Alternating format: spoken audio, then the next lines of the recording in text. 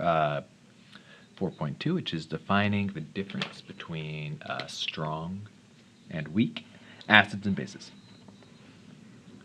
So the goal is to, I guess, get a sense of what does it mean when we're talking about strong versus weak acids? What's the difference?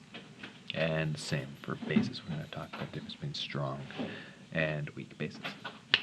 All right, so we'll start with some strong and weak acids. All right, so when we say strong acid,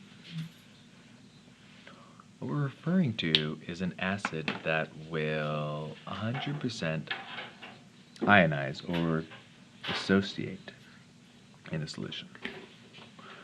This means aka 100% dissociation.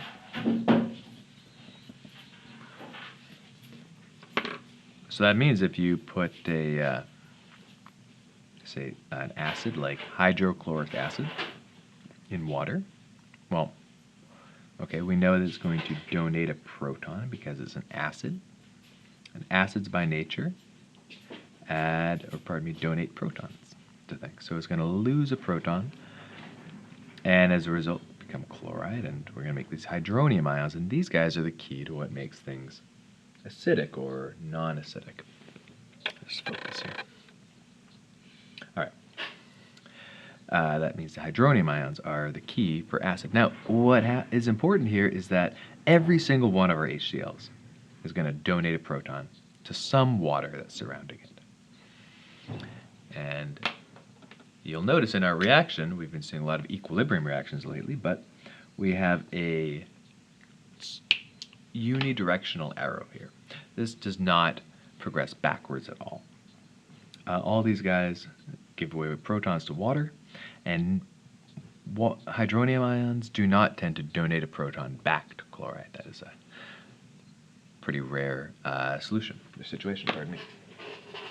Okay, so this might be best illustrated by drawing a picture. Just trying to find a blue pen for us. Where did my blue pens go? Oh, there we go. All right, so we have this solution, and it's got a bunch of water in it. So I'm just going to draw water in with blue here. And what's important to remember is we have an excess of water. No matter what the concentration, we've got lots of water typically. Okay, so what do we have? We have 8 water molecules. All right. Now I might add into this solution some HCl's. I'm going to draw 4 HCl's. HCl, HCl, and an HCl. And so what's important is that over time, and actually this happens very quickly, in this case it occurs approximately instantaneously I don't know how to spell instantaneous, instantaneous.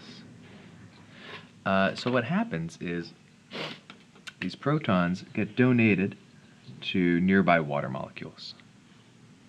And so this guy donates a proton, a hydrogen ion, and this guy donates a proton or hydrogen ion to the water, and so on here. And so as a result, rather than just have regular old water, we have in the place of those guys hydronium ions, H3O+. And this guy here becomes an H3O+. And that water here now is a hydronium ion, H3O+. And this water as well is a hydronium ion. And of course, these guys are what makes a substance more acidic. Now, we still have some regular waters that did not react in this form. So we have H2O here, and H2O here, and H2O here, and an H2O here. Now, obviously, water molecules are not frozen in space in a solution. They move around constantly as one of the properties of liquids. Now, I've drawn them in the same position just to try and illustrate this direct transfer to very specific water molecules. And other water molecules do not accept a proton in the same way because there's just too many water molecules for all the hydrochloric acids to donate protons. All right, and then we have these leftover chlorides as well, and they're just I'm going to draw them in place as well, just to help trace the difference between these two, the chlorides. And that chloride here, I'll just draw it here, and there's a chloride here. Okay.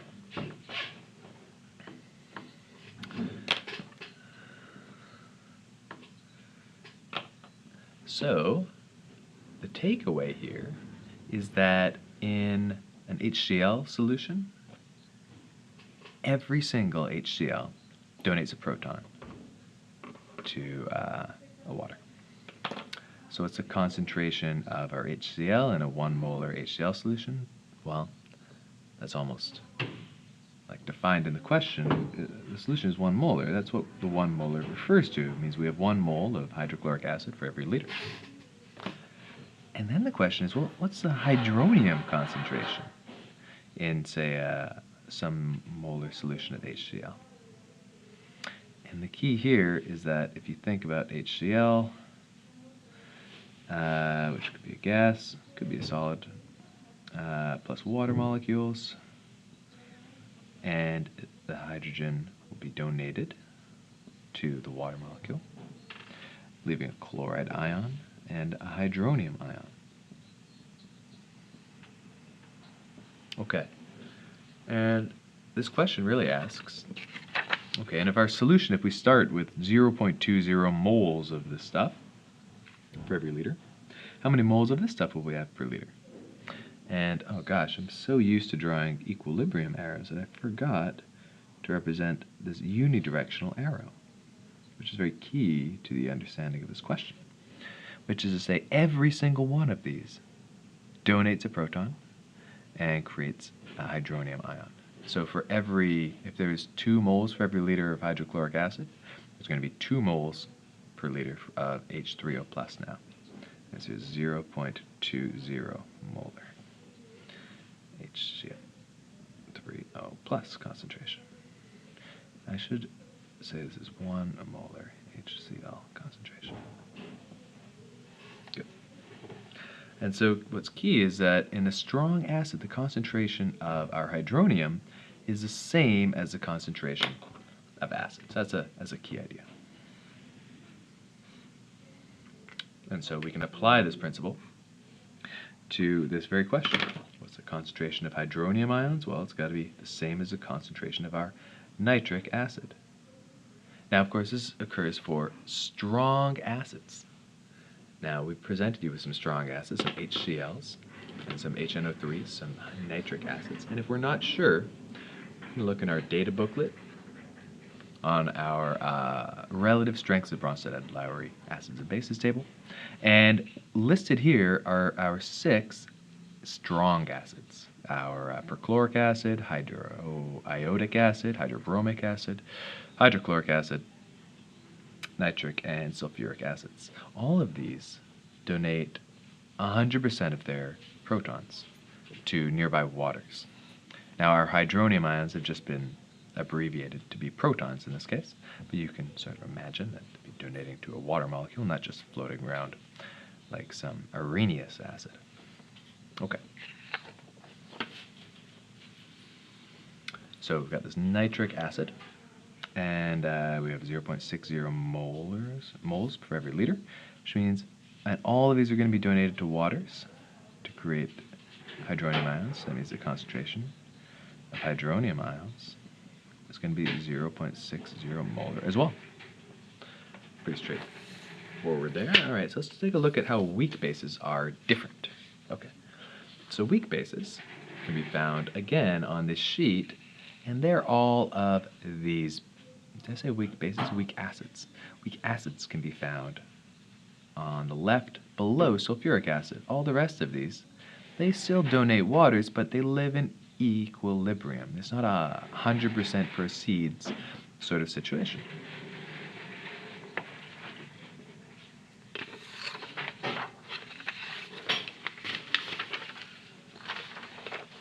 Okay, so weak acid, you have less than 100% ionized. Less than 100% ionization. And so, we'll be dealing with acids in which much less than 100% usually less than 5% of our acids will dissociate and donate protons to water. So we have this proton donation by our acid, and hydrofluoric acid is a weak acid, and donates a proton to water to make a hydronium ion and this fluoride. Now, the reverse occurs as well. We have a hydronium ion donating a proton to fluoride and getting hydrofluoride as a result. So this reaction is in equilibrium. And what's also important is that the amount of hydronium ions is much less than the amount of the original acids. And we'll talk about how much less next week. Alright, so how is this diagram different than the one we drew before? Well, I'll try to keep as much the same as possible. So hopefully we will get a sense of the significant difference between them. So I believe we started with 4 HCl's in the last diagram. So I'll draw 4 HFs.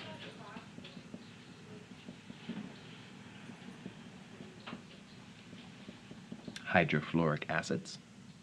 And these guys are proton donors. They're going to donate a proton to a nearby water. However, not all of them. In fact, relatively few of them. So this guy's going, I'll choose maybe this guy. I'm only going to show 1 hydrofluoric acid donating to a proton. Pardon me, donating a proton to a water molecule. So in our new solution, I actually only have 1 hydronium ion and 1 lonely fluoride ion. And actually everything else in this reaction is pretty undisturbed. All the other waters remain as they were before.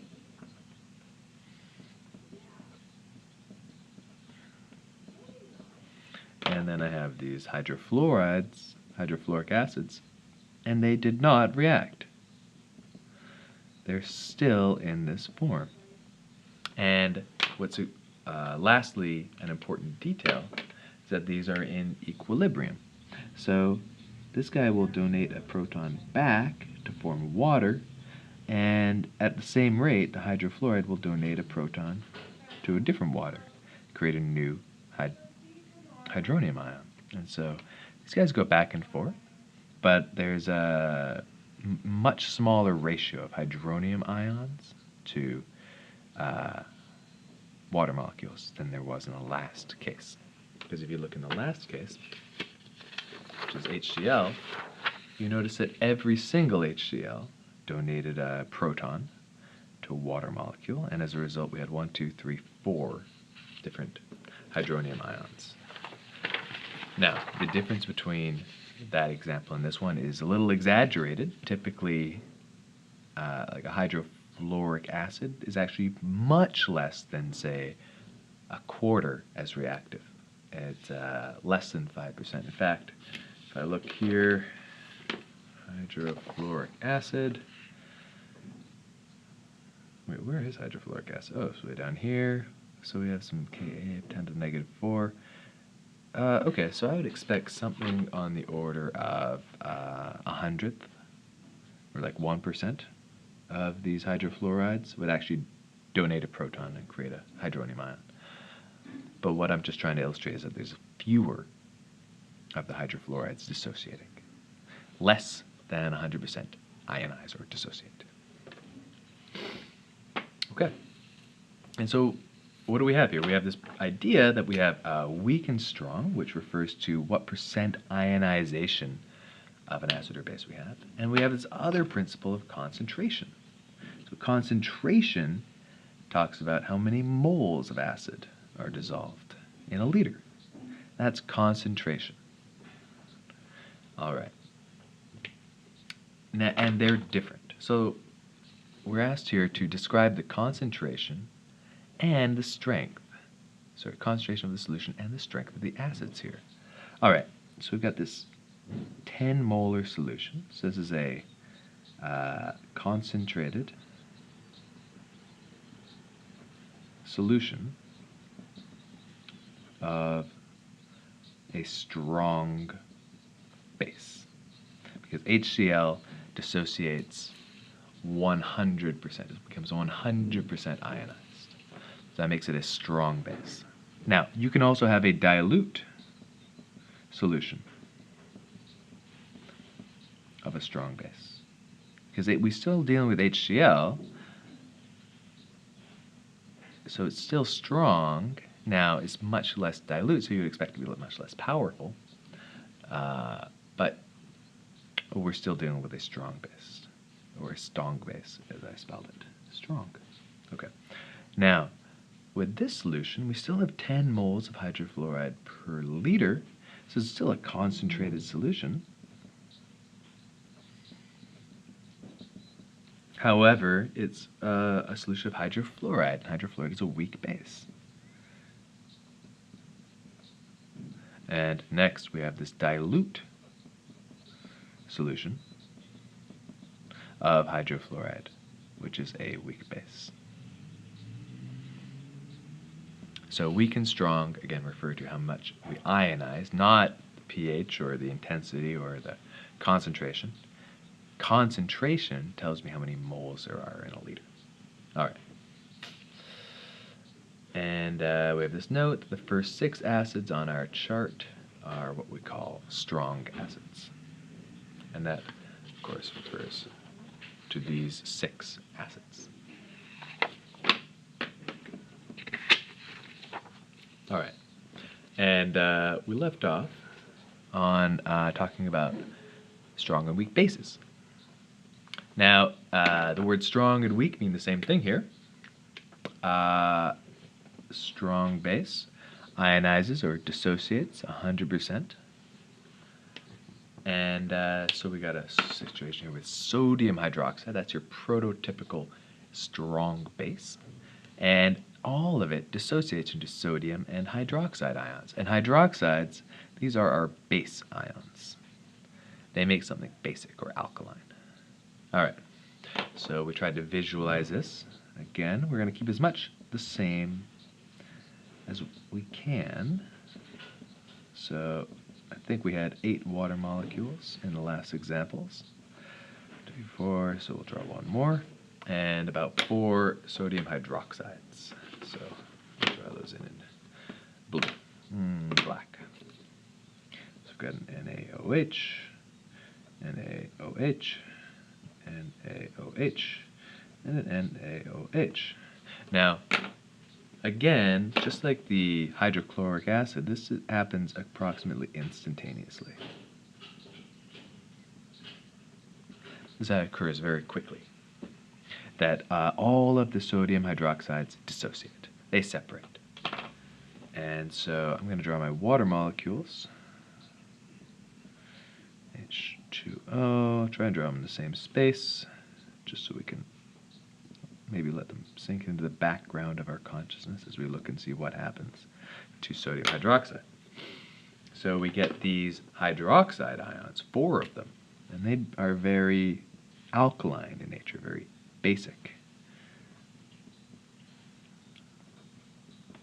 And also these sodiums, which are pretty neutral, they're not going to do much. They're going to float around as well, and I'm going to draw them a little bit further away. So I'll draw with this sodium down here, have them travel around. This guy is up here, that guy will go up here, and this guy will go up here. So what we see is we have a lot of hydroxides, 4 hydroxides for every sodium hydroxide in the solution. And a weak base is slightly different. So we got a weak base here of ammonia, as an example. And just like the weak acid, these guys will ionize less than 100% in solution. Now, ammonia works as a base. It accepts a proton and accepts it from a water. And so we end up with this ammonium and hydroxide. And this exists in an equilibrium situation, unlike the last one, which was a unidirectional reaction.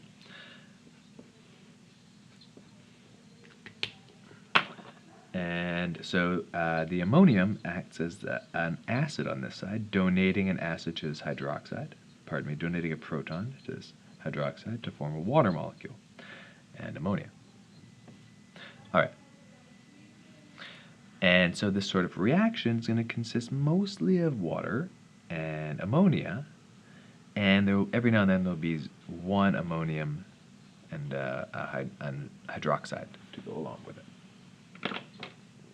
All right. So we'll draw a diagram here as well, and we'll see if we can compare these guys. So again, I'll try and keep as much the same as possible. So I'll keep all my waters in roughly the same position. H2O and H2O and H2O, and you might throw in maybe 4 ammonia molecules.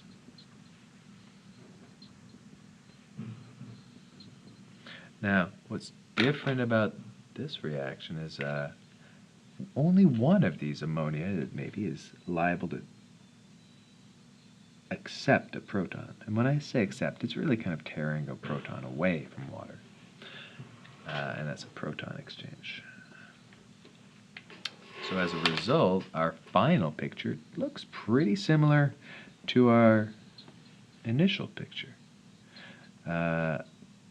We have a bunch of water molecules that didn't really notice any reaction occurring at all. And similarly, we have a bunch of ammonia ions, and ammonia molecules that didn't react as well. However, we have one ammonium ion, but we don't really care about that. What is really important is a hydroxide. We just created a hydroxide by water losing a hydrogen ion. And the ammonium coming out, NH4 plus, lives there. And so as you can see, there's 1, 2, 3, 4 hydroxides, but only one hydroxide in this solution, which is going to make it less basic than this one. A strong acid will make a more concentrated solution for the molarity than this one will. And that's something we saw yesterday when we made a few different solutions that were strong and weak, and we tested their pH and compared them.